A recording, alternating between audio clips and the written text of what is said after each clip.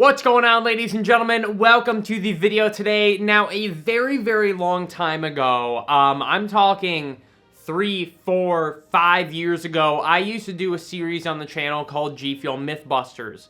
And I haven't done an episode of that in a very long time. But somebody left a very good question on one of my reviews recently for the new Hornet GFUEL Shaker Cup. This is the stainless steel insulated GFUEL Shaker Cup. They asked me if I could make a video seeing how long this will keep water or GFUEL cold.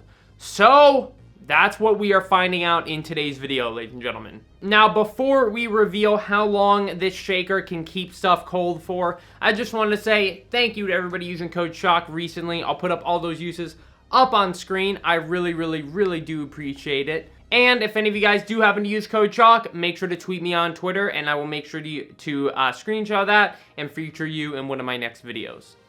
Alright guys, so let's go ahead and go over the details and see how long this shaker was able to hold some cold water with ice cubes for. Or it could be GFUEL, you could use GFUEL in an example. I just used cold water at the time. So what I basically did, I took the Hornet shaker, I put like 16 ounces of water in it and about like 5 ice cubes or so. I went ahead, I put the top on, and I left it in my kitchen.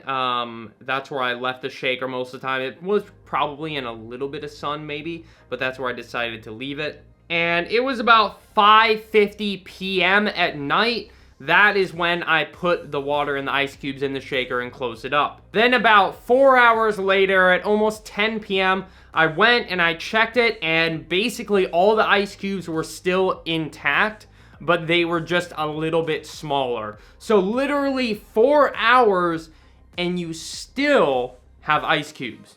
That's pretty amazing. Alright guys, so next up we got about 1 a.m. and this is I think 7 hours after I originally put it in. And right about then, all the ice cubes were melted. But the water was extremely cold to the touch. Like, they must have just finished melting. And then in the morning at 11 a.m., after I've gotten up and made some stuff, I went ahead and I checked the water, and it was still cold to the touch. I mean, it was not room temperature, it was not lukewarm or anything. It was still refreshingly cold. That's about 17 hours after I put the ice cubes and the water in it, and it's still cold to the touch, and a little, like, it's not extremely cold, but it's definitely cooler than if you just had a glass out there with some water in it. So now I've got about 24 hours later, and let's see how it is about 24 hours later, guys.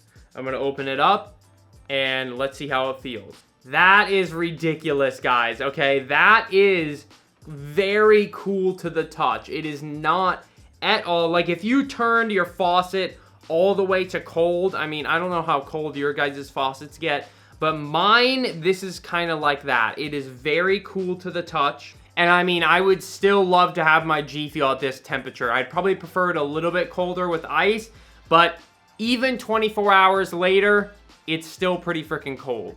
So what I would say, ladies and gentlemen, is after about 4 to 6 hours in the Hornet stainless steel GFUEL shaker, your ice cubes are still going to be there.